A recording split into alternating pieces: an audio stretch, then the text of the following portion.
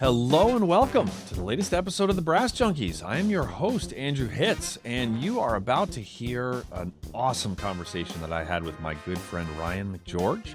Ryan is a euphonium player with the President's Own Marine Band. He's one of the best euphonium players in the world, and he's also just this really, really creative and driven person. You're going to hear, first thing you're going to hear about, the very first thing you're going to hear about is Lance LeDuc giving him Falcone comments and not being kind. Well, no, being kind, not being nice, but being kind. Anyway, you'll hear it's very funny. And then we're going to hear about the John Williams concert, which my Facebook feed was like completely. It was like the whole thing was taken over by this event. A few weeks ago, John Williams conducted the President's Own Marine Band at the Kennedy Center, a program fully of his music, and you get to hear what it was like to be in that and in the rehearsals. And he talks about how the band was extra large because they wanted to have as many people on this very special concert as possible, and about how he was like getting goosebumps and tearing up. And that's 19 and a half years into his career there. Really special. And then you will also hear all about this new album that he has coming out, which he wrote. It's all original music. It is a jazz fusion album featuring euphonium. It's a jazz quintet, and he shared the first track with me, and it's incredible. The writing, the production, the whole thing, and so we take a deep dive into that. He's somebody who is constantly looking for the next thing, and that is, there are people like that, and then there are the people that become like the best in the world at something. There's not too many people who become the best in the world at something, and also are always seeking and always changing, putting on new hats, and Ryan is just a perfect example of that.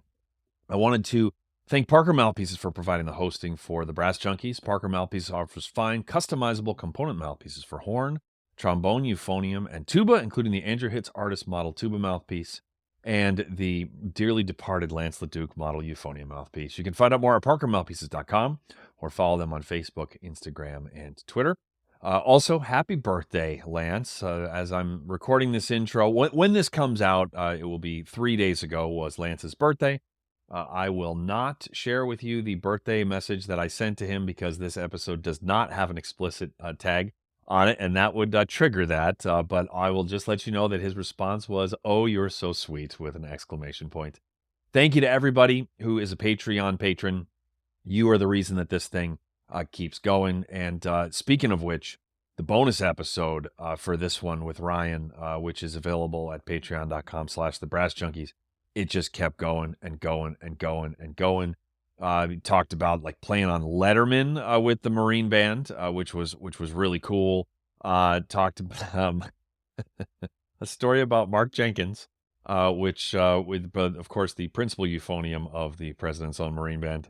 That I'm not going to spoil it, but he renamed a very famous piece after Mark, and I was doubled over laughing. And then there's and he met one of his rock heroes at a restaurant in LA, like walked up to this person's table, and that person ended up asking Ryan like questions for 15 minutes. Fascinating story. So so don't miss that. That will come out 1 week after this episode is released, as do all bonus episodes. So thank you to all of the Patreon patrons for helping keep this thing going. And without further ado, let us get to the conversation that I had with the President's Own Marine Band's Ryan McGeorge. And today on the Brass Junkies, we are joined by one of the best euphonium players in the world, with one of the best gigs for a euphonium player in the world, and a wildly creative person, which is not always the case with the people in the biggest gigs, but this one happens to be able to wear both of those hats like a king. His name is Ryan McGeorge. Ryan, how are you? Hey, Andrew. Good. How are you? That was quite an intro. That's the nicest thing I'm going to say about you. It's all downhill. Perfect. So, okay. Now when I take shots at you, I'm going to feel better since I started okay, so so high. That's what that's about. Okay. Yeah. Okay. Makes sense now. It's just about, yeah, about setting expectations Mm. so that I can then, then I can then deliver some low blows. Um, the First, before we go any further, I like to refer to the dearly departed Lance LeDuc like he's no longer with us, even Right. though he very much is. And I He's actually was just texting with him yesterday. But no, yesterday he's gone too soon. it would have been his birthday yesterday. Uh, So do you have any birthday greetings for Lance, Ryan? um, you know, back when I was a young euphonium student, I got some really mean judges' comments at one time, and those really shaped who I am today. Like, uh, Wait, did he actually give you comments back in the day? oh yes, yeah. He loves to bring this up whenever I see him. It was at Falcone. I figured it'd be Yeah, funny if he just heard a you know, recording of yours and just wrote you a letter. Dear sir. yeah, yeah, yeah. Well, I'm waiting for that. That's probably gonna happen at some point. Every time I go to my mailbox. No, What um, what did he yeah. say? Oh no, no. I mean, I mean, because he likes. I'm sure it was appropriate, but I'm sure it was also he's a good teacher. He cares. He's not gonna Oh, sugarcoat it. So absolutely. yeah. You know, no, he loves to tell the story about how at Falcone, you get your judges' comments, and at the end, you get to actually meet with the judge and talk to them. And so the first thing he said to me "Was I nice?" And I said, "No." I mean, I didn't. I don't. I think that was when I first really met him. I hadn't really talked to him much before that, if at all. Right. Um, because everybody else's comments, they were all like really short and really nice. Great job, wonderful playing. That kind of Right. thing. Really, really short. And his it was like a couple of pages. I think I Oh, remember that's great. quite a lot of very nitpicky things. And I was like, wow, damn, this guy's intense. What And what happened to this guy as a yeah, I'm like, child? wow. It was all but it was all like legit. It was Yeah. like, it was good stuff. And that's, when I went to those things, I mean, sure, everybody wants to win. Everybody goes to play their best and win. But the reason I always wanted to do competitions was to get better. And, Yes. so I was actually quite grateful for those comments. Oh, that's great. Yeah. I never did any of the competition scene. I had never even heard of Falcone by the time I got to college, Mhm. but when I did the Empire Brass seminar at Tanglewood for those couple of summers, when you would play in front of all the other quintets, and then you'd play in front of all of Empire Brass, who had been coaching you for the week, and all of Atlantic Brass, who had also been coaching you for the week. And Sure. then there was pointed comments afterwards, which, like, Rolfs weren't always draped with love, but Right. although they were always accurate, like Hmm. Rolf's like, he never made things up. But yeah, like there's something really magical when a teacher is generous enough to just give you, in the right situation, to just give Hmm. you unfiltered opinion about what you can improve. It's invaluable. Oh yeah. Constructive criticism, and, Yes. and Lance did that very well. He wasn't discouraging at all. It was very constructive, Yeah, that's but great. very critical. Right? Yeah. Yeah. Although, yeah, the phrase that I like is uh, what is it? Criticism without compassion is cruelty. Yeah. And it's totally possible to Oh give yeah. very, very pointed criticism that also has compassion, where they, because yeah, it's not like you would have been name dropping him if he had only written like the others did, like said, great job, really nice sound, thanks for being here. Right. But he, Right. like, it's a lot harder to write 2 pages of notes, like Hmm. a lot harder, Yeah, especially when you're listening to that stuff all day. all day. That So is, yeah, that's yeah, it's hard. There you go. All right, God well, rest no, his soul.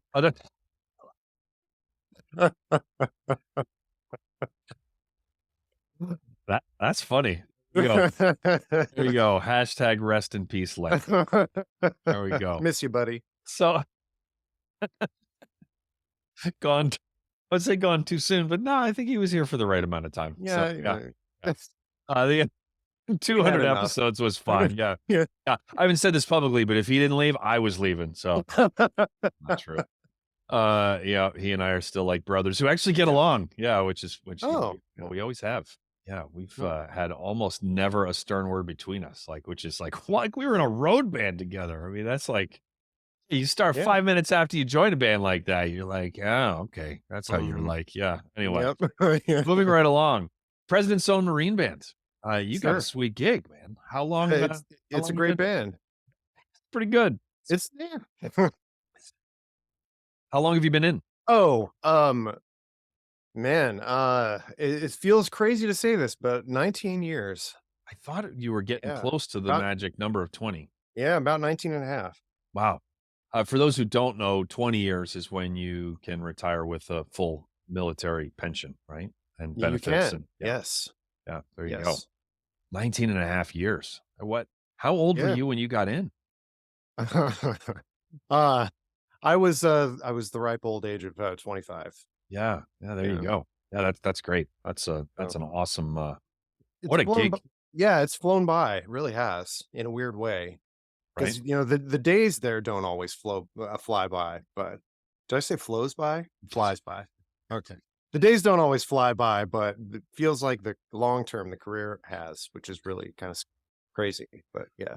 I'm having a flashback to, when we were chatting beforehand about what we were gonna cover, and we're gonna talk about this album that he has that's Mm. coming out that, is phenomenal, and I Oh. asked him to spell the name of the title. It's one word, and it's Yeah. 7 letters, and it took him 4 attempts to say it, and he said, "Sorry, it's early," and I said, "It's like, it's 10:30," and he was like, "Well, it's not early, it's just" so, anyway, Well, like I said, I didn't sleep that well because I was so excited to talk to you this morning.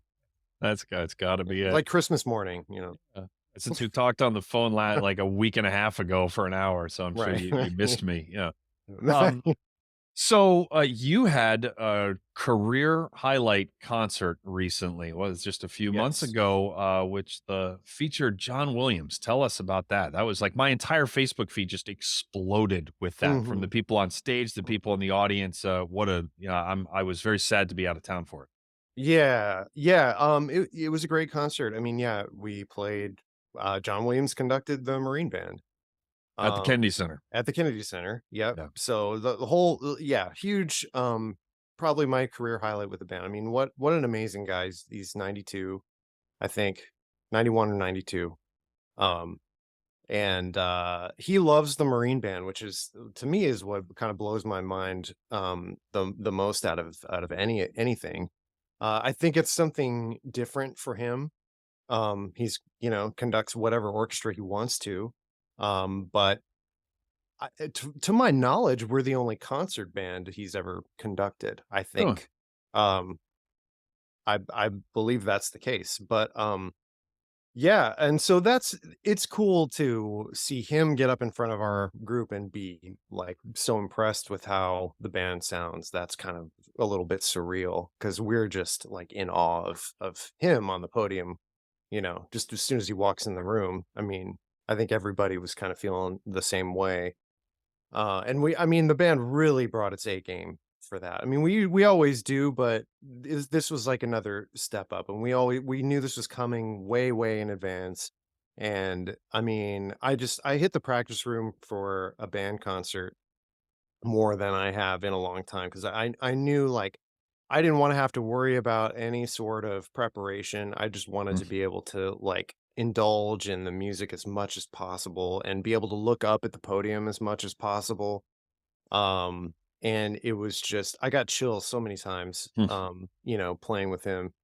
Um, and yeah, also the we did one rehearsal with him, and I think the for me the rehearsal was almost more fun than the concert in a Hmm. lot of ways. Just hearing like what he would say, him talking to us, and just he didn't really say a whole lot about the music. He just showed it with his conducting and his face and That's what just they're supposed to do. yeah, and um and also like he only did half the concert. He's getting up there and so the first half was Colonel Fettig and Major Nowlin conducted and So we played a few things for him, when he was just sitting in front of the band, and, one of the things we played for him that he did not conduct was Jurassic Park. By the way, all these arrangements were done by Paul Lavender, who, I don't know if you know him. He's a fantastic I don't. orchestrator. Okay. Yeah, he's one of also one of John Williams' like close assistants. He was responsible. You know that scene in Lincoln where there's a scene where the Marine Band is playing outside of the White House. I don't know if you've seen Lincoln. Yes. But it's really, really authentically done with the uniforms and like the instruments and everything. And like Paul Lavender did that whole thing. Hmm. Anyway, he's done all our arrangements and he was there and he just wonderful guy, wonderful arranger. And it's about as close to the sound as you can get of an orchestra, you Hmm. know, with that band, with that stuff. And So we played Jurassic Park for him, and he's never heard a concert band play Jurassic Park, and, like, we also we also doubled up a lot of the instruments, like, the band was bigger than it usually is because we wanted to get, as many people on wanted to play that concert as possible. We have a lot more musicians than one concert band, Right. Of course. because we rotate a lot of things and we do a lot of ceremonies and White House and Mhm. we need more musicians than just one band to be able to cover everything. Right. So as many people as possible to get on there. So we played with 3 euphoniums, for example. We usually only use 2. Um, and every section was kind of beefed up like that. So it just sounded huge, is what I'm saying. Like just an enormous brass section from what he's ever used to. And of course, his music is so brass heavy all the time. Yes, it is. So we played Jurassic Park for him. And honestly, like seriously, even in rehearsal, I was like I was trying to hold back the tears Mm. playing that. Just something about playing that music and all the memories of like going to see that movie and like listening to that music over and over again when I was a kid. And Hmm. then now we're playing it, for the guy Mm. right there. And you could see him just beaming listening to that. And after, Colonel Fettig, after we finished, he got up and gave the colonel a hug, was Hmm. he was just like overjoyed to just like hear it out in front of the band like that. And so that stuff to me was really, really I'll remember that for the rest of my life. Wow. Um Well, that's so special. yeah. It's I think a lot of people don't realize that even when you hit the lottery with who you get to play with and where you get to play, whether it's in the Mhm. president's own Marine Band or playing all over the world with a brass quintet, that it's or as a soloist, that the number of times when you're like fighting back tears or have like Mhm. uncontrollable goosebumps, it can be pretty rare. I Yeah. mean, it's Oh, yeah, it's not something that happens, all that often. And so those moments when they happen are just you just cherish them. Yeah, you just oh bottle yeah. those things up. Yeah. Wow, Mhm. that's incredible. And that's neat that he was so complimentary of the band in rehearsal. Do you remember any of the Mhm. comments that he said? Well, I mean, just stuff like he ran Indiana Jones and he said, "Yeah, I think that'll do," stuff like that. Yeah, Like, that's and he great. turned around to because there was a full audience in there, and he turned around and he was like, what'd you think of that?" Like a joke, because Right. it was we've played that version a lot and we knew it Hmm. really well, and so it just kinda it's like a press play kind of a thing. Right. So yeah. Mm. Oh, this is one thing that was really cool. We were playing the march from 1942. Hmm. Which he told us that one piece was the reason he wanted to come and do this concert because that's his favorite thing to hear us play because it's a march, Hmm.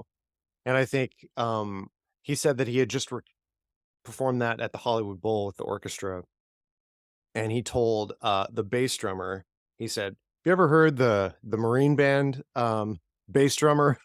Well, I want you to play it like him. I want that sound," and he told us that. Like, that was pretty cool. That's neat. Yeah. Wow. You're telling Uh, the Hollywood Bowl Orchestra to, play like us. Wait, Um, we're about to talk about more conducting, but conductors, please take note. He just said two things. One was that he said that he didn't say a lot musically, that he showed it, right? Like Mhm. here, and then also that when something sounded great, that he didn't just like rehearse for the sake of rehearsing. It's Ooh. like, like, yeah, if it sounded good, then he's just like, great, like, yeah, we're good. Yeah, yeah, you don't Yeah. have to just manufacture things to break and then fix again. Yeah, and he knew the music pretty well. Uh, so he was very well prepared. Uh, um, no, but I think also just as far as what he conducted on the concert, for me, I mean, we played the whole Star Wars throne room and end credits with him, like verbatim. Yeah. Major Nowlin, Ryan Nowlin, he did the transcription, so it was a new one just for us, and he really just did an amazing job with the orchestration of it and just playing that whole thing with him. And I think we just did like one run through in rehearsal with him, and then we just did it at the concert, and that was just incredible. Um, Wow. yeah, Talk about pressure to yeah. transcribe that for the first time. Oh, Like, yeah. I like for John Williams, for Yep. that band, in that hall, like, Yeah. yeah, that's pressure. He knocked it out of the park. That's Yeah. great. There is one there's one funny story that not with that one, but we did, Princess Leia's theme, the just Mhm, a whole, piece, it was like a movement, maybe like 4 minutes of that, mhm. and, there's this one, big chord in the middle of it. It's like ba-da-da-dum, ba-da-dum, ba-dum, ba-da-dum, ba-da-dum, ga-da, ga-dum, ba-deen, da-da-dum, ba-da-deen, da-dum, ga-dum, that part. And at that big chord, the euphoniums, for some reason, we had a low B written, like 4 ledger lines down, low B, out of nowhere. Like the whole rest of the part was in regular range, and then that comes in. And we were just like, we looked at it and we were like, "Oh, yeah," you know? And we were like and so we played it all week and, got really good at, like, really just spanking that out as much as possible. And we were like the whole time we're trying to figure out, like, "I wonder what he's trying to go for here," like and Mark Jenkins says, "Oh, I bet it's like he's trying to get, like, a rattling, string sound from the bass. He's trying to get that buzz out of it." And we're like, "Oh, okay, yeah, yeah." Because we were just, like, playing it as loud as we could in that, spank range, like, with it, you know? Uh, and so at intermission at the concert, I see Paul Lavender backstage. It was Paul Lavender's arrangement. And I go up to Paul Lavender and we are just chatting and whatever. He's a very approachable guy. And I always said, "Oh, by the way, thanks a lot for that low B in Princess Leia." And he's like, Ruined it, didn't you? he was like, "Oh yeah, the whatever." And I'm like, "No, no, no." And the big chord, a low, like 4 ledger line below the staff, low B. And he looked at me really confused. And I was like, You Yeah, and "Wait, what? Really? That's in" and I said, "Yeah, yeah," and he said, "Oh, no, that's a mistake. That's not supposed to be there." you ruined it, I Ryan. know, I know. We come off because we'd had so much fun playing it all week, and it sounded great. It sounded like, we listen to the rehearsal recording, like, "Man, that sounds awesome," like, and and then he just, like, his face just dropped because there was now this mistake that was too late to fix, He'd been there all week, and Oh, I was like, "Oh, okay," and they're like, "No, no, no," and I tried to, like, backpedal, like, "No, no, no, we love it. It sounds great." He's like, "No, no, well, enjoy it because it's going away." so you did get to play it. We did play it in the Okay, good. concert. Oh, Yeah, good, good, good. yeah, but That's that funny. that was the first and last time, I guess. I don't know. That's really funny. Yeah. I guess you could have waited until, he was actually on the podium and then raised your hand and been like, yeah, no check?" Yeah, like, Yeah, right. measure 93. It was the root of the chord. Yeah. Yeah. We have a B natural in Yeah. bar. No, Is that no. is Yeah. is that what you meant to put there? You Yeah. can put that in a real You passive called him aggressive out. manner. Yeah. Yeah. Anyway. The that one more thing about this concert, and then need to mention some friends, and then I want to shift to your conducting, which is pretty cool. Mm. Um, is that you mentioned preparing a lot so that you could indulge in the music and that you could just really be present for it. Can you talk a little bit about that? About the preparation? Just about like about the about what it feels like when you know that you are so prepared that you get Yeah. to just, indulge, which was your word, in the music in the moment. Right. Well, sometimes it can be easy to forget that you know, the reason we do this is to convey emotion to the audience, um, and Mhm, convey the meaning of the whatever piece you're playing to the audience. And like you want them to be, you want to move the audience, you want them to be able to feel things, and they don't care about you know nitpicky execution and little mistakes and things like that. And so hmm, the more you can get away from worrying about the technique and worrying about like the hard passage or is this going to come out sort of thing, the more you can just really focus on the emotion and the moment and what it's really about and what the audience is really going to take home with them and remember mhm, and be inspired by. So yeah, I mean, I had chills the whole time. mm, I was just, really felt like, and you could feel that the audience was just loving that concert. I mean, it was the strongest crowd reaction like I've ever gotten at a Marine Band concert. And not for me, but obviously it was for him. But just like you could tell that they were just, eating up all of it, and to just be able to mhm, give that to them with the utmost confidence that you were, participating in this gift to that everyone in the audience they're gonna remember it forever. wow, I saw mm, John Williams, conduct in person. Um, wow, and that's great. just it was just, yeah, I mean, like I said, career highlight. And um I also like I wanted to be in really good shape. I wanted to not have to I Yeah, wanted to know that I was just so confident and that it was going to come out well. And there were a few little things, of course. There sure, always are. especially if you're going for it, which Yeah. yeah, Oh which I'm yeah. sure you were. Yeah, Yeah, yeah. absolutely. And so it was just, yeah, it was pretty magical. Wow, that's, I'm so happy for you that you and for all of you that you got to experience that.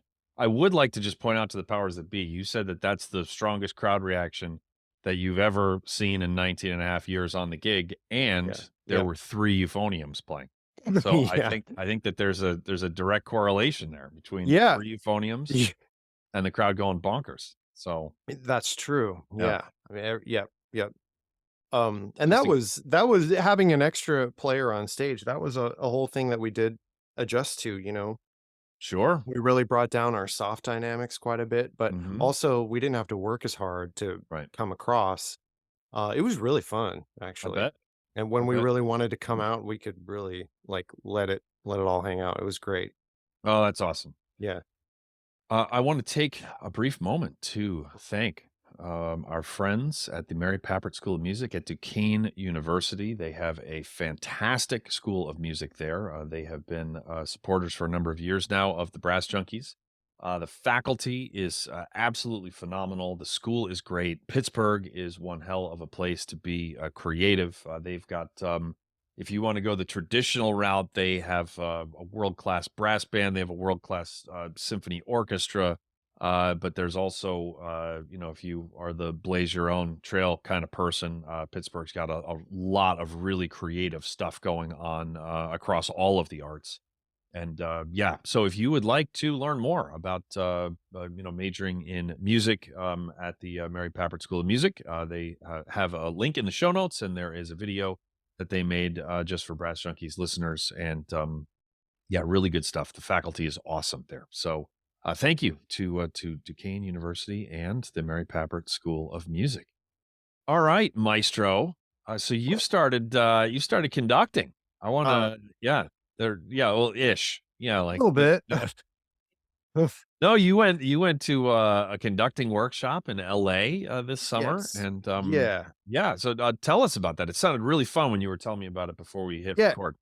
It was awesome. I mean, it was we have a really great program at the Marine Band. They take a few people a year. You have to write a letter why you want to why you want to do it. And Did you they get a pick ghostwriter or did you do it yourself? yeah, I used Chat GPT, who did really well.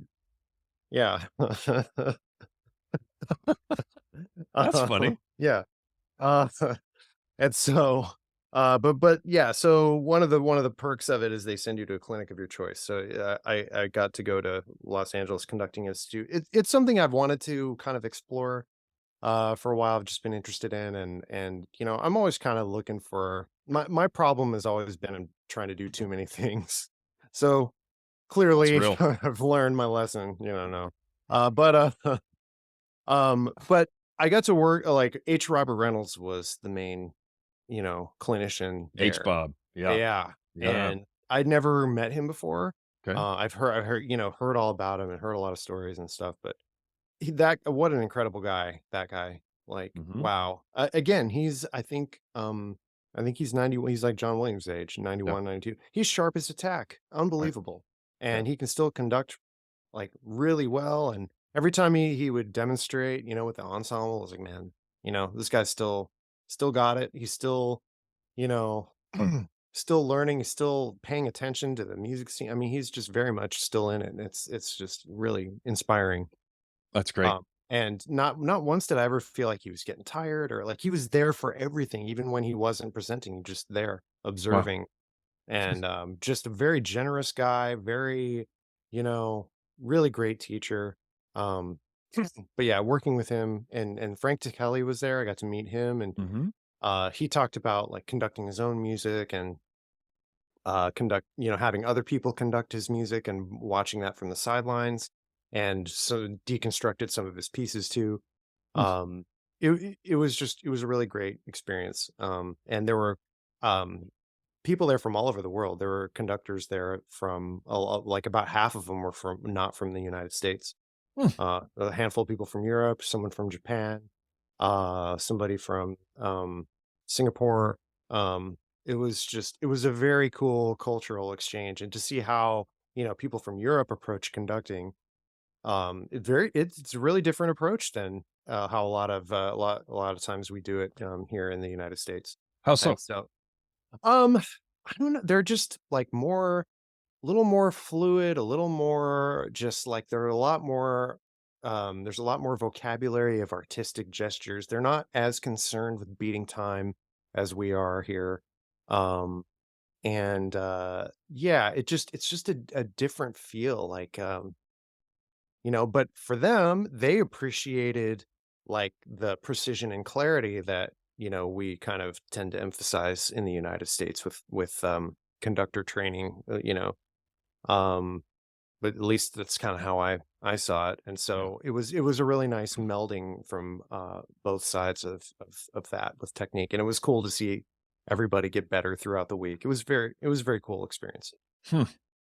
What was were there any weaknesses that you had in your conducting which you Oh. didn't realize going in? Oh yeah. Okay. So I had pretty much never really conducted before I went to this thing. I probably shouldn't have even So been there. your main weakness was that you weren't very good at conducting. Yeah. Yeah. Uh, yeah. Uh, Everybody was so much better than me, in a lot of Mhm. ways, which is great. I love that. Yeah. I Oh, love that. that's the dream scenario Yeah. always for Yeah. all creative endeavors. It's not good for the ego unless you have the right attitude, and then it doesn't matter at all to the ego, and then you just learn more than anybody else there. Yep. Yeah, that's Yep. great. Yeah. So, but it was the first time I'd ever conducted a concert band. Okay. Um, yeah. And So yeah, it's overwhelming. I mean, everything. But I mean, technique wise, yeah, he got on me about a lot of the technique stuff for sure.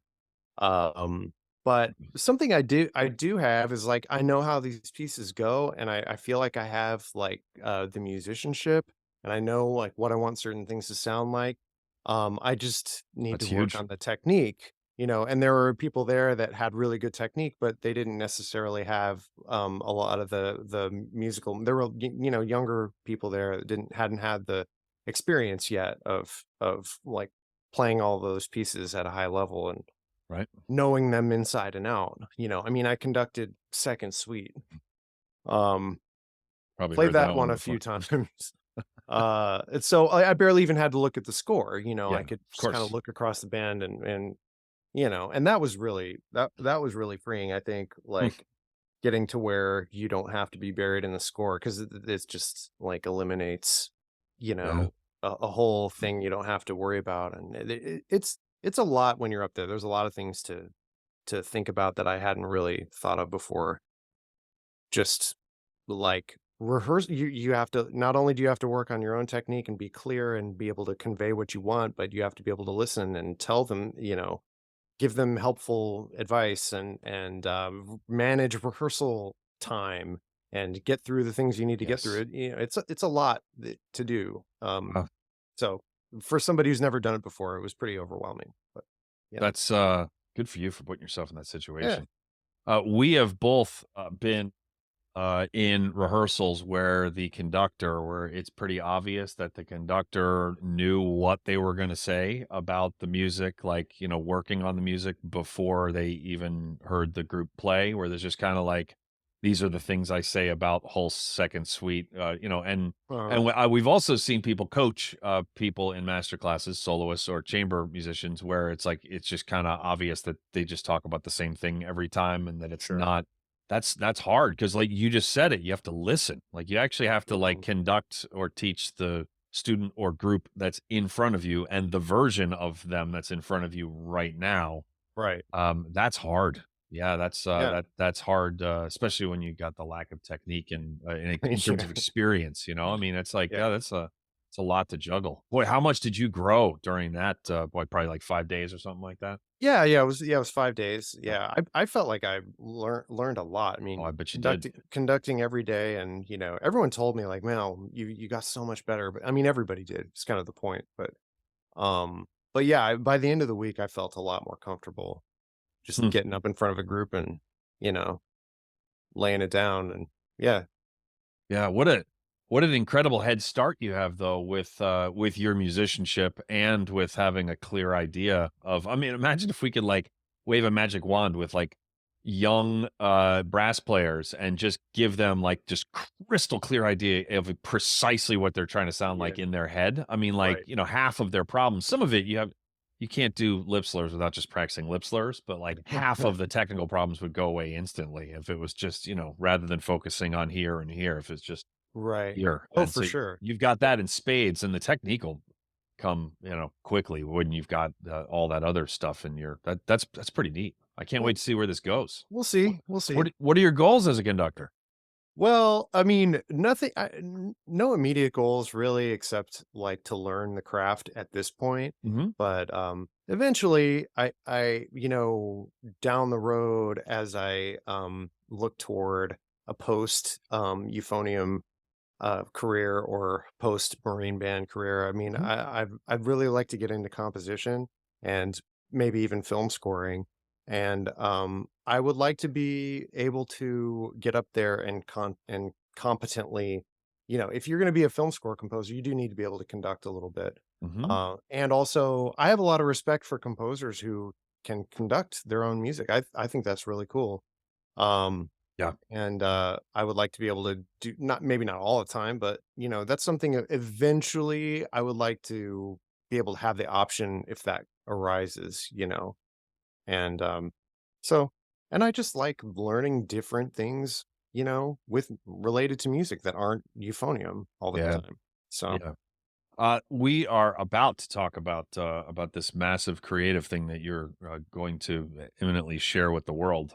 But I will just say that the most creative people, the people in the music business that I know who have the most to say tend to be artistically tend to be the most happy people. And the people by, the opposite of that is that the people who have the least amount to say, whether they're in the Marine Band or in the National Symphony or in a brass quintet that is famous, tend to be the least happy just because they just kind of, it's like all just horn operating.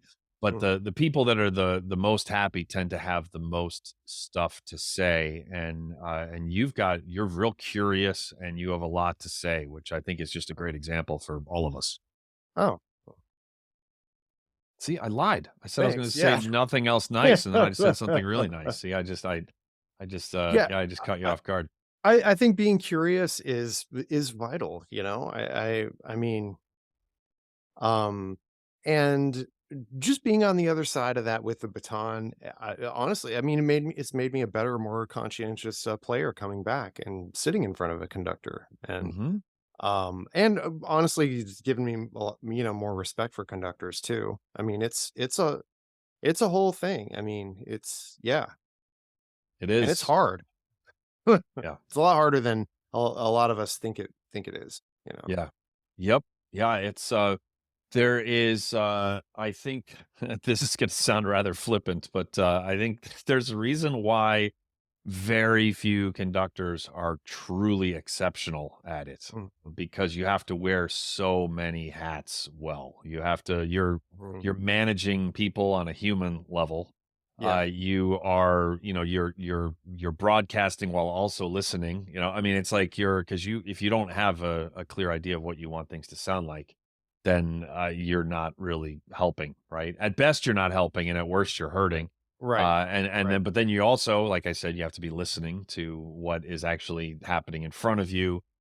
You then, while you're doing all this, need to ideally just show it rather than stopping and then telling everybody what to do. I mean, it's like, yeah, it's Yeah. a lot of different skills. Like those And are yeah, all independent. They're there's overlap on the Venn diagram, but those are each their own circle.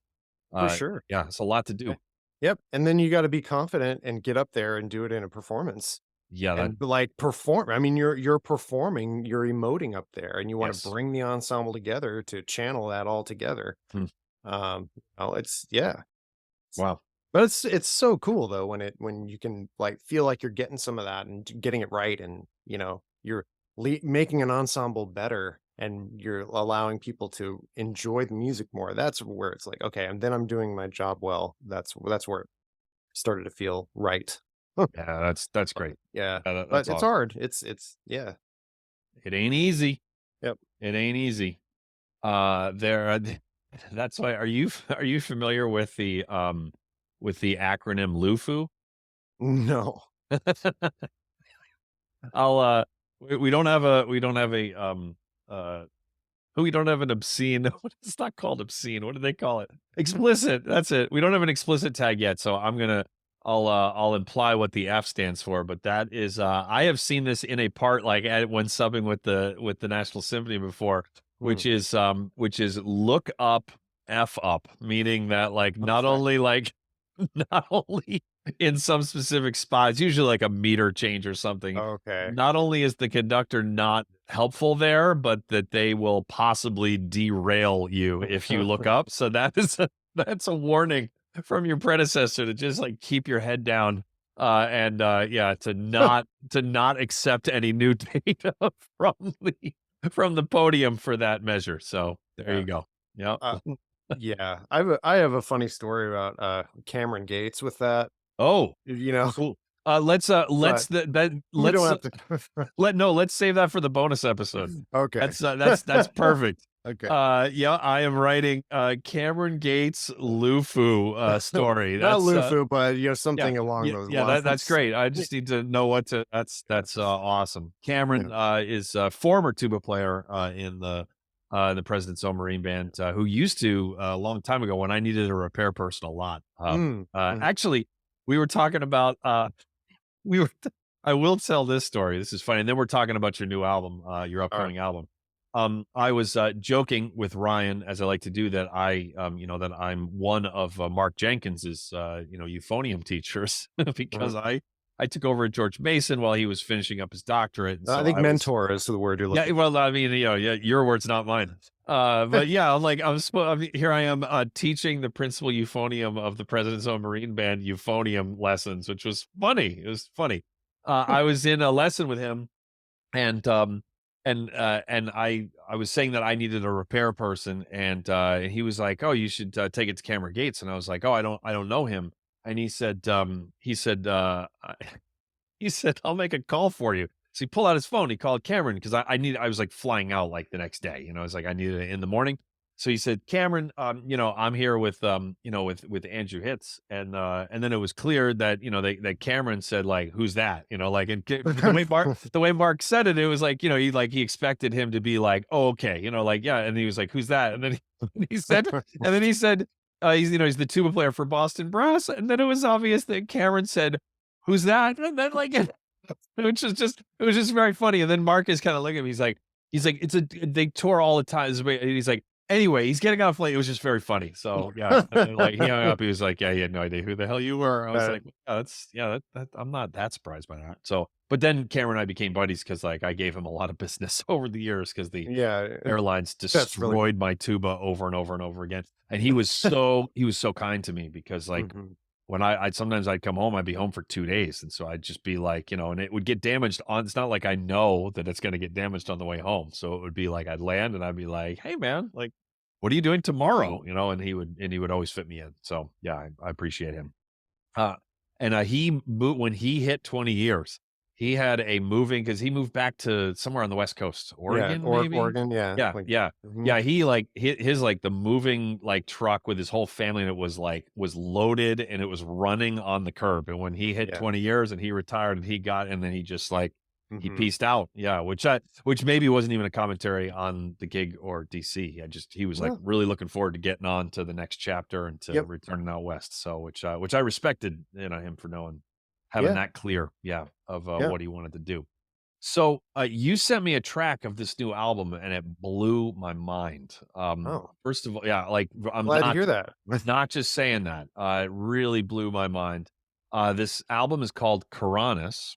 Don't ask, did I pronounce it correctly? Yeah, I think Okay, so. alright. It's, I mean, it's your yeah, it's like I it's know. Well, yeah. okay, so Coronis is I mean, it's is a either that or Caranus, which I'm yeah, guessing it's well, probably I like Coronis, yeah, I've never actually heard the word, "spoketh" before. Okay. Um, it's from an H.P. Lovecraft book. Okay.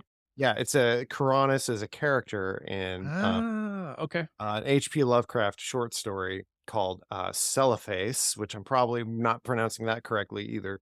But, I yeah, and, I just really connected with this story, it's about this guy, Coronis is a character. I don't know, do you want me to get into this or Sure. okay, yeah. Coronis is he's a character that he basically lives in the reality of his own dreams. He's learned how to like either lucid dream or astral project or something like that. And he like never leaves his house. He never like he found himself to be unrelatable with like the real world. And so Okay. he just decided to completely withdraw and lives within the reality of his own dreams where he's like the king of the world. He can fly.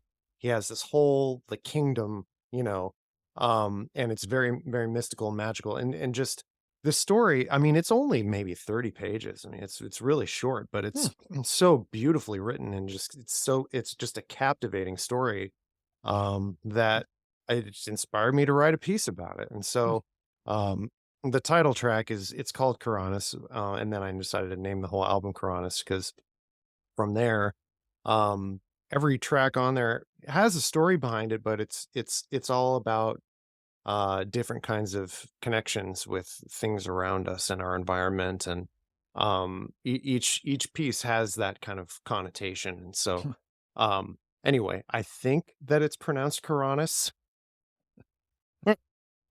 You gotta, like you gotta buy the audiobook version, man, so that you Right, can, like, that's true. actually yeah, That's a good point. Yeah, so that you can I actually, should know probably for do sure. that. That's pretty funny.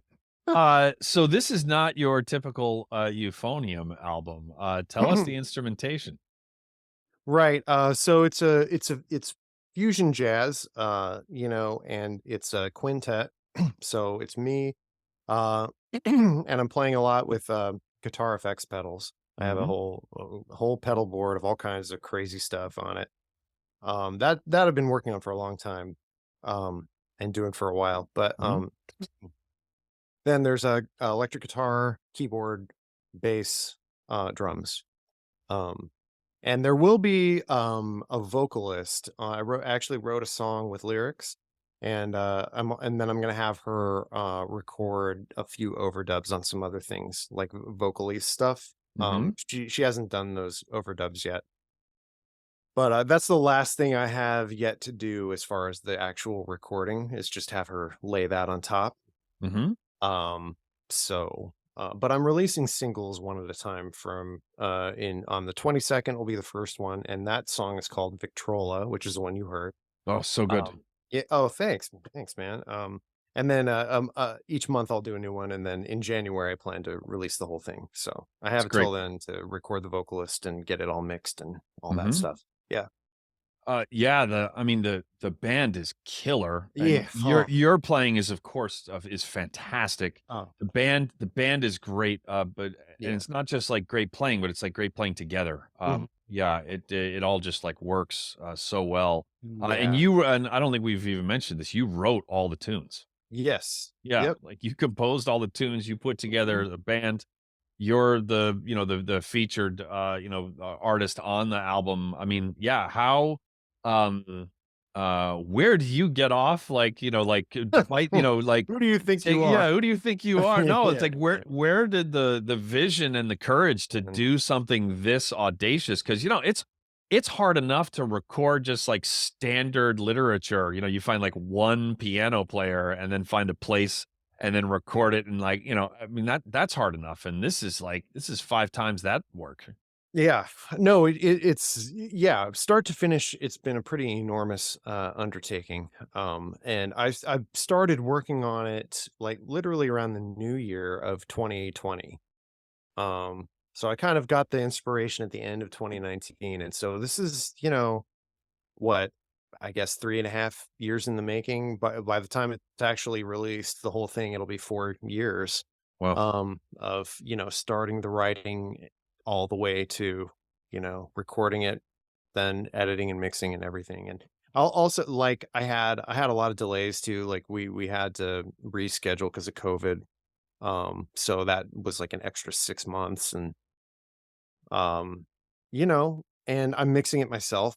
And this is the first time I've mixed an album. hmm, And so I took my sweet time doing that, and that's where I had the battle with my inner perfectionist, which is mm, the whole thing. When you have all the control and you have, like, it's totally up to you and you can spend as much time as you want on it, you have to figure out when it's time to cut yourself off. And I actually had a really great producer, Will Sampson. He's a tuba player, in the Marine band, mhm, as well. You probably know him. And he's really great with audio and stuff like that. And I kept sending him version after version after version of the mix, and he's like, "Dude, it sounds great. You need to be done. You need to cut it off." I'm like, smart "Okay, man. okay, yeah." Because at one point it got really good, and then I kept messing with it, and then it started getting worse. And he's like, "You just need to stop. Go back to like 5 versions ago." This is we're talking Uh, about John yeah, Williams conducting when you guys sounded amazing, and then he just said, "That sounded great," right? I mean, like, yeah, you yeah, can, like, try and, like, "Oh, can I hear the clarinets there?" And then it somehow gets a little bit worse, and then, like, yeah, and then yeah, at some and point, it's good enough. yeah, yeah. I mean, it's art, Yes. and I think this applies to so many things in music. It's never gonna be perfect as much as you want it to be. It just isn't. It's a human creation. It's it's an artistic creation, and imperfection is part of, the beauty of it. Yes. So Battling my inner perfectionist. Yeah, that's great. So yeah. you got that advice to just move on. Well, I think he was starting to get annoyed with me that I kept sending it to him. He's like, "Dude, it sounds great. Just stop." You know? Oh, he was texting me the whole time. He was like, "I'm Yeah. going to murder. There might be a Yeah. euphonium opening. Yeah, soon. Yeah, if you have any students who are on the cusp, just know that Right. Ryan might not make it to the end of Yeah. the month." No. Yeah. He's never texted me ever. Yeah. But that'd be funny if he had. Yeah. Yeah. Like, "Oh, Yeah. I know you were driving him nuts." Yeah. Um, uh We all know.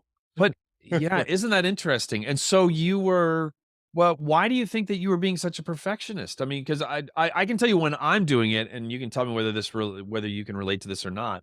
When I'm being a perfectionist and I refuse to just share the thing, Yeah. I tell myself that I can, and if I'm being judgmental, I should make it just a little bit better. But what I'm really doing is just hiding because I'm just like not ready to say like, Mhm. here's how I am as a mixer. What Yeah. does that resonate with you, or was it different reasons? For sure. I mean, and I knew that I had this really great recording, recorded it in a really nice studio. It was captured very well. The playing was fantastic. Like, I couldn't have asked for a better group, to play with. And I felt this enormous pressure to do it justice. I didn't want to screw it up with, because I didn't know how to mix well.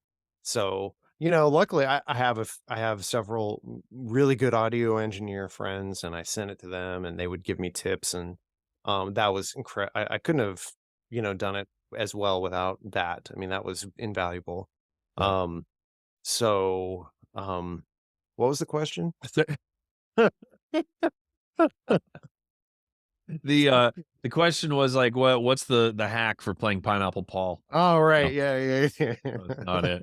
I even know that one. Fourth vowel. Yeah. Oh, yeah. Yeah, Oh, yeah, totally. yeah. Yeah. And you just wiggle enthusiastically. Mhm. And the well, no, uh, we were talking about perfectionism, and what I Mhm. just heard you didn't say these words, but what I just Yeah. heard you say, you say, and this has totally been my experience as well. Perfectionism always sounds logical in the moment. Whatever the Mhm. reasons, like those reasons you gave are really legit, right? Like the band is killer, the Yeah. recording is killer. Right. Like, oh, it's so much. This deserves, perfect mixing. Right. But there's no such thing as perfect mixing, No. right? I It's just mean, like playing an instrument.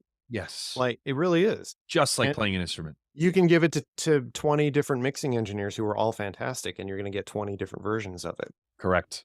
So, Yep. I think that, for me, though, I wanted something so specific, and this album is so different, and weird, and I really wanted certain things to sound a certain way, and I wanted, like, unorthodox panning, and, I wanted my euphonium sound. I knew exactly what I wanted it to sound like, because I'm blending electronic effects with a natural sound, and it changes a lot. Like, I'm pushing a lot of buttons and I'm changing sounds, and that's really hard to communicate all of that to an audio engineer to do it the way you want it to sound, to Mhm. get your vision correctly, or Mhm. how I wanted it. And so I that's why I decided to do it myself. I mean, I didn't want it mixed to like a regular jazz record or a rock record, or that approach. This is like my own. Like, I had a very clear vision of what I wanted, and I felt like the only way to really get that is if I did it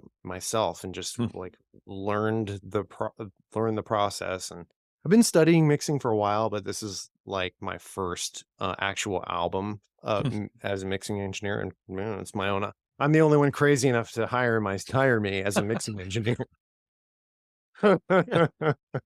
So, By putting on my, TEM, music business coaching hat here, it's like, yeah, it's social proof is very important. You have to, like, have former clients say, great things about yeah, you, and, like, and so, yeah, right, Ryan is gonna quote himself, yeah. yeah, yeah, yeah, The best mixer I've ever worked with on mm, my own project, yeah, right, Ryan, Washington, DC. Yeah, that's yeah, pretty funny. You're gonna be quoting yourself, so yeah, like Michael Scott quoting Wayne Gretzky on, did you mhm, watch The Office? yeah, yeah. Yeah, do you remember that?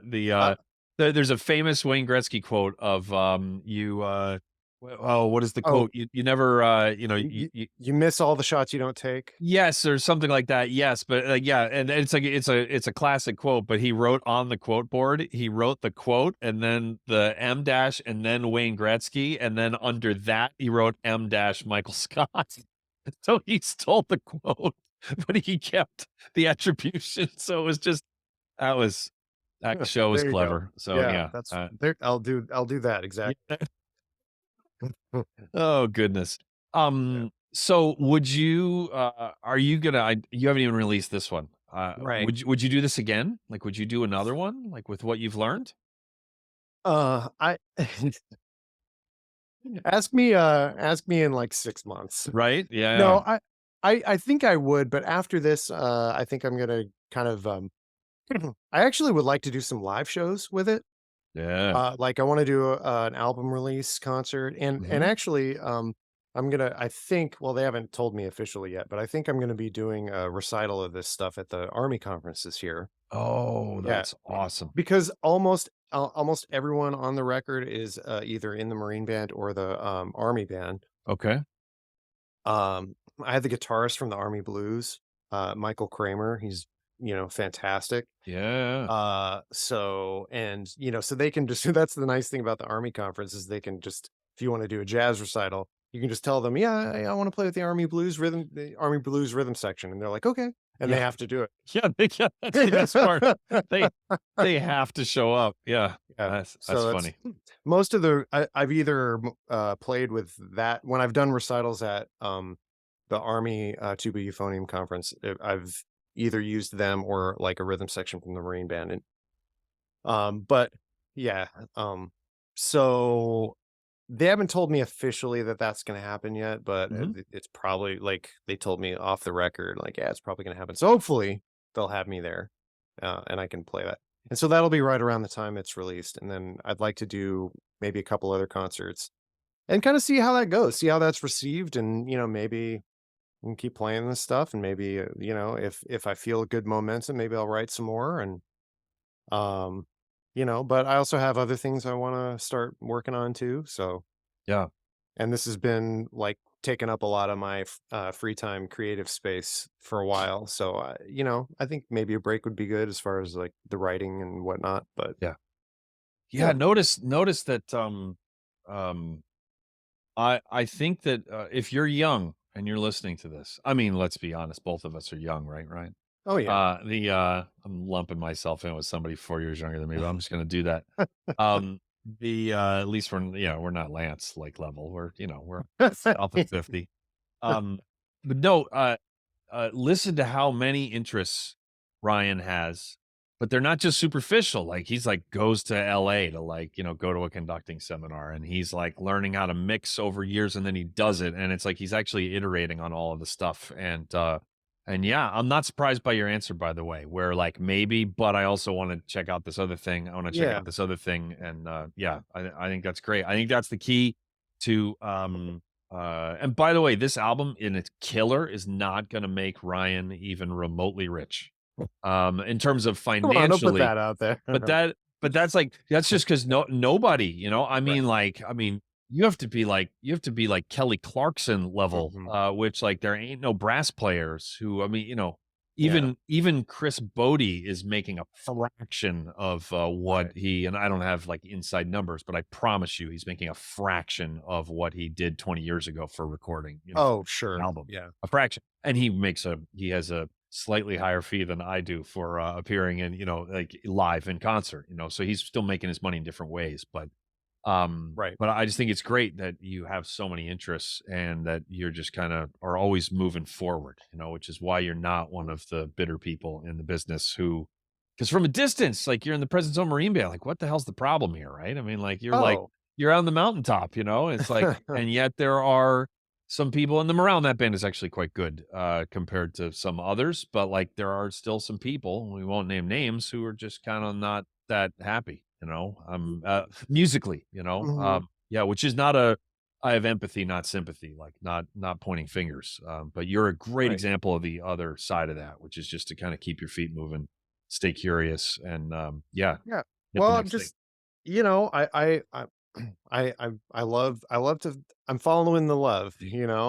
I love to do this stuff. I love to experiment with sounds. I love to improvise. I love to write. I love to learn new musical skills. I love to see what I can do with the mixing, and it's just I find it very interesting, and it's also just I think it's like it's the main thing that I have to offer the world. If I can put this album out and it inspires some people to just even if it just makes somebody feel good and like Yes, and even like you're like, yeah, I really enjoyed it and like great. If I can put out something that people enjoy and makes them feel better, then I feel like I've done a good job and I've contributed something and yeah. you know, uh, Oh, it's fantastic. so the 10 people that listen to it, I will have a great time. No. It's gonna be a lot more than 10. Yeah. Yeah, it's a lot more than 10. I won't get on my soapbox about how it's not just like it's even hardcore music fans don't buy music anymore, right? Oh, no. Like, yeah, and so that yeah, there's a lot of yeah. Anyway, I'm not gonna start down that road or we'll be here Mhm. for another 3 hours. So and then I'll be like, Right. oh yeah, Ryan's on the call as well. Yeah. So yeah. What's your reaction to the last 45 minutes that you just heard? So where are people gonna be able to, find, this album, when it is released? And also in the meantime, because the single comes out, this episode's, going live on the 14th of September, so it's gonna Okay. be, what, 6 days later when the single comes out, right? The 8 days 14th. later. Yeah. So Friday the 22nd. Okay. Yeah, that's when it'll Victrola will drop. Um and it's going to be on all major platforms. So Okay. whatever your poison is, it'll be there. Great. And and then like I said before, yeah, then the rest of it'll come out. And uh I guess following me on the socials might be the best way to like be reminded if if you're interested in that. Because And I will I'll link be to those, posting all that stuff. And and you're gonna be posting, like, what the tunes, mean and, like, where they came from and all that. Yeah, that's, I think it's gonna. yeah, yeah, I am gonna get into some of that stuff. And also there Victrola, there is gonna be there's a video too. Cool. I had it recorded in the studio, and so Hmm, that'll be dropping next Friday as well. So that'll okay. be kinda cool to see behind the veil of what it looked like in there, and see everybody throwing down. Pretty cool. We will link to all the socials, but, where do you hang out primarily? I'm most active on Instagram. Okay, Yeah. great. But And I'm what's your handle? uh at Ryan McGeorge Music. Okay, And perfect. yeah, yeah. Again, that's, Same that thing on I'm the same thing on Facebook too. Um and I'm like I do need to update my I'm terrible at Facebook, but I need to fix that. I've been meaning to talk to you about that. Yeah.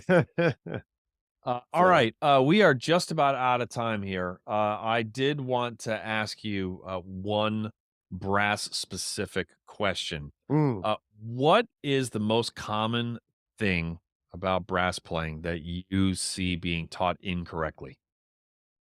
mm. That's a tough one. I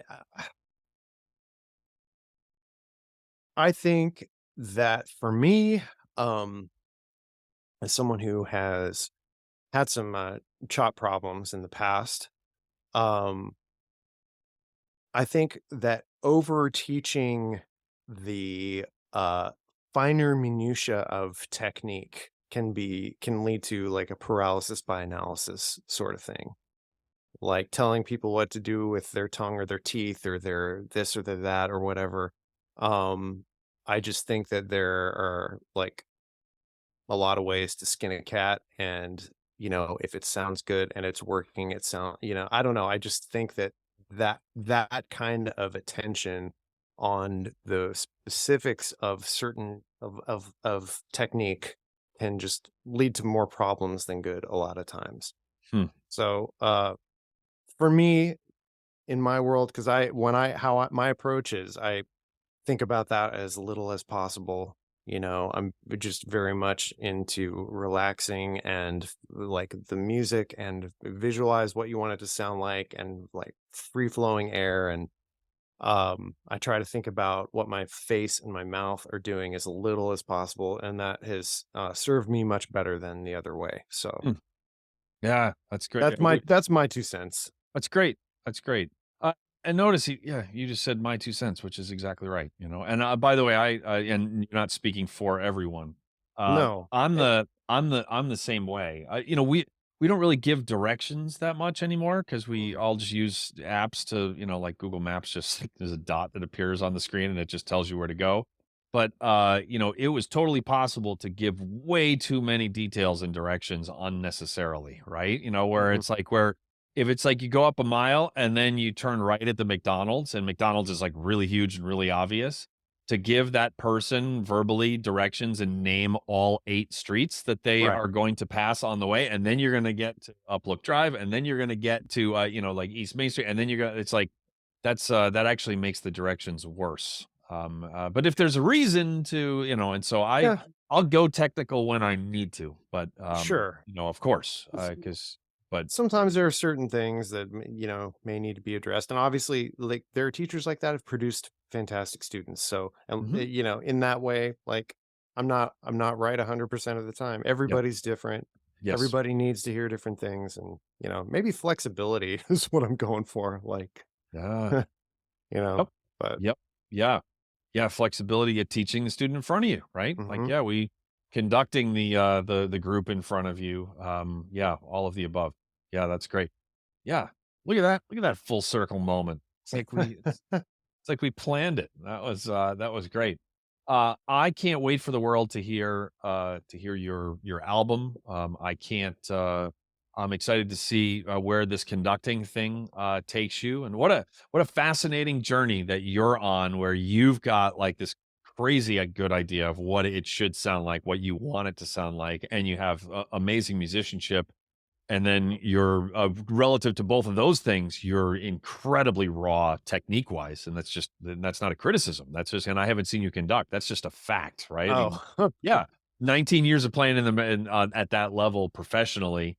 And then, a couple of weeks, of the couple months of the conducting, but that's exciting because that's going to catch up, and we'll see where that goes, and then where the mixing thing goes. And like, it feels like you got a lot of different paths to go forward, which is great, and it has to be fun. I'm guessing, right? yeah, there's a lot of stuff to explore out there, you Yeah, know? yeah, yep. For sure. It's just to be curious. And Mhm. last message for anybody young, because I think Ryan's just such a good example, is that he could totally be playing the same, like, euphonium Olympics music, which like he can and does when he plays the absolute crap out of. But I'm guessing, and I'm putting words in your mouth, but No. like, I'm guessing that doesn't float your boat as much as like figuring out how to mix things, Y right? yeah, I mean, I think, for me, I gave up on I kinda let the standard euphonium solo rep go, years ago. Mhm. Uh, you're never gonna see me playing the baccalaureate, sorry to, Yeah. some nerds just got really upset out there. Don't Um, unsubscribe from the podcast. Yeah, these are the views of Ryan McGeorge, not of me. um, Funny. but yeah, I just, I think that there's enough of that, and, the euphonium has a repertoire problem.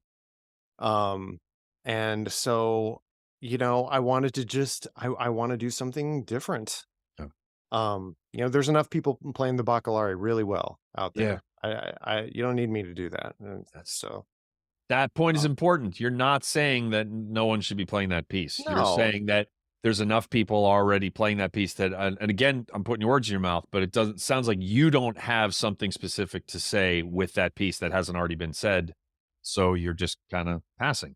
probably not. Yeah, I feel like, my efforts are just better spent elsewhere, Yes. trying to do something the, instrument hasn't done before, That's great.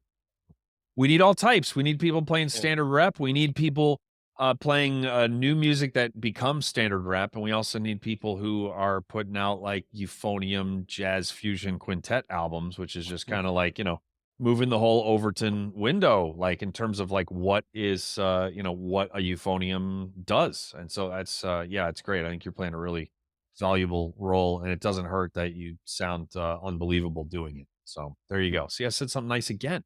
So I gotta stop. But also, like, when you play an instrument that nobody really calls you for gigs, you have, like, a lot more free time to do Yeah, stuff.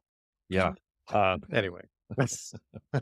And Gmail, it still gets me, man. Gmail thinks that euphonium is misspelled. It's like, yeah, there's Oh, like, really? oh yeah, there's like, if you put euphonium in an email in Gmail, I mean, this is not some like, No. yeah, I there's like I've never noticed that. there's dashed lines under it. Yeah, Google is like, we don't know this word. It's like, oh, that's cold. Like the arbiters No. of knowledge in the world are like, that's not a real word. It's like, yeah, that's yeah. Anyway, they'll learn or they won't. Ryan, appreciate the hell out of you. Thank you very much for joining me, and thank you to everyone who is listening, supports the Brass Junkies, whether just by listening or especially the Patreon patrons. There's a lot of ongoing expenses which just keep coming at me. It's like, yeah, they're the annual subscriptions, and then they just like boom, another charge, and there's just a lot of tools that are used to make this go. So the financial support is really appreciated. Speaking of which, I'm going to have Ryan hang on here. We got a good Cameron Gates Marine Band story, and I got a couple other questions that we're going to ask him for the bonus episode, which is always available a week after the regular episode. There's like this massive back catalog of bonus episodes with a whole bunch of stories that that either couldn't or shouldn't have been in the main episode. So some really good stuff there. You can go to patreon.com/the Brass Junkies to learn more. And yeah, thank you, Ryan. All Best right. of luck with the album release. All right. And Thank you, Andrew. yeah, stick It's around been my for. my pleasure. I'm honored that you asked me to speak with you today. I know you are. So yeah, I just I appreciate you admitting how honored you are. So no, I'm It's really true. happy that we made. You've been on Yeah. this. I know you've been on this. You've been on the list for a while. That's the thing. 26 episodes a year. It's like it's not that many. And then you got all the different Yeah. brass instruments, and there's five. We try and spread it around. There's just not that many Yeah. euphoniums in a game. So you've been on the list for a while, and then we were chatting about his album release, and and then I was like, wait a minute, yeah, you do this right now, and we made it happen. So, all right, hang out for the bonus episode, and that is going to do it for another episode of the Brass Junkies.